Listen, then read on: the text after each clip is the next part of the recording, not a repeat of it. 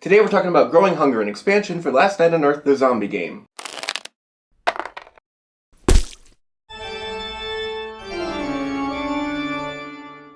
Alright, so we got this modular rules system, new rules for both the heroes and the zombies. Each of them have a point value to show how powerful they are, supposedly. And you can just throw these into any game. So if you find that one scenario tends to be a bit too easy for one side or the other, or just in general, one side is just pounding the shit out of the other, well, you can just, shore up that side with some extra rules to help them out. Or if you find it's a relatively balanced experience overall, just add new rules onto both sides to, keep it balanced. So, free search markers. You take these free search tokens, you put one in every building, and when a hero ends their move phase there, they get a free search from the deck. So that makes some of the scenarios from the core game that were kind of a pain in the ass a bit less of a pain in the ass.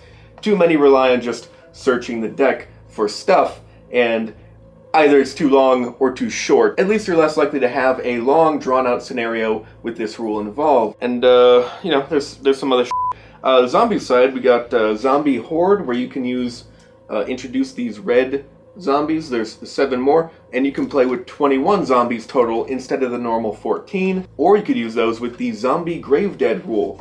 And so, one thing I wanted from the core game were just more zombies, special zombies with cool abilities, and this is what it is, so I got what I wanted.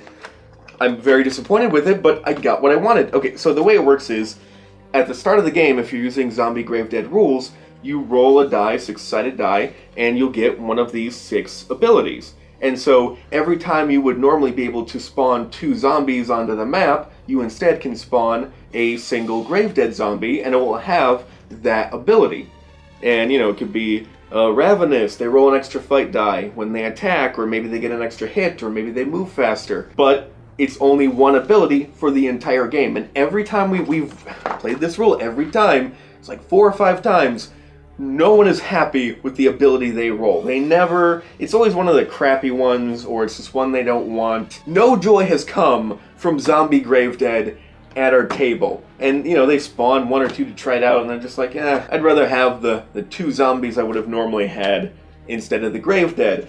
Really, the strategy for the zombie players, it's best just to throw as much shit at them as possible in general, and so Grave Dead kind of go against it. It's not reliably good enough to really be worth it in most games, in my experience anyway. It can be done better, I know it can, because they did it in a different expansion, but this expansion is what we're talking about today. Later. Okay, so optional extra rules. The other rules, they only help one particular side and they have a point value. With this side, they come in sets. They help both sides equally, supposedly. And so, like with the door rule, the heroes will get 2 door tokens to put anywhere on the map, and they can just create new doors, make it a bit easier to go through the map. But in exchange, the what do they call them? The locked door. I couldn't remember the name of the card that locks doors. It's locked door. I had to bring a cheat sheet with me to idiot. In exchange, the locked door card is now a remains in play card. The little green label that says it just stays there until you use a key to get rid of it. Because normally you get to a locked door and, oh no, it's locked. Alright, it's not locked anymore. That's the way it works. This one, it makes it a bit more realistic and changes it up a bit. Ooh, exploration markers. That's good. I like this one because so some of these, the free search tokens I talked about, they're actually just a type of exploration marker. And so with the exploration marker rules, you put exploration markers throughout, and they might be a free search token, or they could be a new hero found, or there it is, surprise attack ×2. You can spawn zombies. Instead of getting an item, you spawn some zombies. That's pretty cool. That makes it more thematic and fun and exciting. What else do we got? Oh, I forgot about that.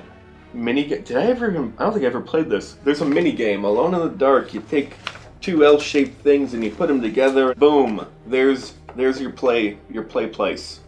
And it says Heroes vs. Zombies. If you got a few minutes to kill, you don't got time for a full game, that's nice. Yeah, I forgot it existed. Did we even try this once? Shit, I'm terrible. I'm terrible at this. There's a bad reviewer. We also got 3 new scenarios, and they each use some of the new point cost rules, but they're already balanced within each other. You don't have to worry about that. But it's a good way to introduce those rules to your group bit by bit, nice structured way. And the scenarios themselves are just plain better from the core. This isn't the core game. I don't know why I'm pointing to it. From the core game, because my issue with the core game scenarios is that, one, they're just too simple. Not enough there. Too simple for my taste. And so these scenarios definitely have a lot more to them. Let's see, we got Burn It to the Ground, which is kind of like the Manor scenario from the core game, which is probably the best scenario. You got the Manor piece in the middle, and zombies just try to fill it up or something. You kill them. You protect the Manor house from the zombies. Very simple, very straightforward, lots of fun. Everyone loves it. It's like that combined with the Burn It to the Ground, or no, this is Burn It to the Ground. Explode them in their face holes. I don't know what it's called. That one where you have to blow up the spawn pits on the outside of the map, combined with the Manor house, but inverted, so that the zombies are now on the defensive, protecting the Manor house instead of the heroes. It's cool. Shakes things up a bit. It's a play on one of my favorite scenarios. And just overall a more interesting scenario to play. What else we get? Oh, Zombie Apocalypse. This one's pretty cool because in most scenarios, the heroes have a goal and the zombies are just trying to eat them or stop them from doing the thing. In this one, the zombies have the goal and the heroes are trying to stop them. The zombies have to destroy X amount of buildings on the map and the heroes have to stop them. So that's pretty cool. Oh, Plague Carriers. I remember this one. So Plague Carriers, third use of the red zombies. And so what it does is you place the plague zombies throughout the map. The special zombies are more powerful than normal, and the zombies have to protect them, and the heroes have to take them out. So yeah, they're all pretty interesting. I wish the core game had these scenarios. Just take out those 3 scenarios I hate. Any 3 scenarios, take them out. Replace them with these. I would have a hell of a lot less gripes with the core game than I do if it were just cooler. But, you know, you can throw in some rules into the core game, those modular rules, throw it into any boring scenario, the other rules as well, and the free search markers, they make searching less of a pain in the ass, which helps those scenarios I hate. There's actually a couple. Yes, I found it. I found the card I was looking for. I found it is a card. It's like just what I needed from the core game, and this one I found it. They both make it easier to find the item, the scenario winning item, from the discard pile and or the deck itself. They both work a little differently. They both have 2 options, so they're not just helpful in scenarios where you need a special item, but just in general they can be helpful. What else do we? There's some other cool shit in here, isn't there? There's what? Oh, 2-handed weapons, more powerful than normal, but you can only have 1 on your person instead of the normal 2, and any other cool I don't know, I'm not going to go through everything. There's some cool stuff. It mixes things up a bit, makes the game more interesting, and of course, more zombie cards for the zombie deck, 25 each. Oh, also in case you're wondering, it does still make it net easier to find the stuff you want to find with the other new stuff to search the deck.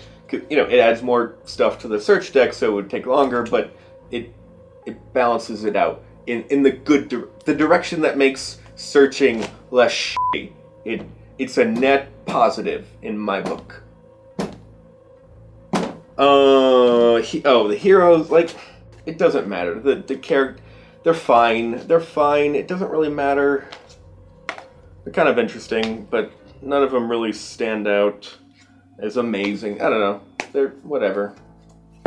They also have 2 boards. See, this was another disappointing thing with the game. It sounded cool on paper. So with the core game, you get 6 of these L-shaped board pieces, and they fit around a center square, but you only can use 4, obviously. So I would make a big show of it. I would like, oh, who wants to shuffle the board? And I'd have all the pieces, and then, ooh, what's happening here? But it doesn't matter. It really, the locations don't have that big of an impact on the scenario in most cases for it to really matter. Okay, so Last Night on Earth, the zombie game. The biggest complaints I had with the core game is that, one, it's a bit too bland and banal, just not as interesting, got bored pretty quick. Both the rules in general, the individual scenarios themselves, wasn't that interesting. Searching was boring. All of these points are technically fixed, right? Yes, but I don't care.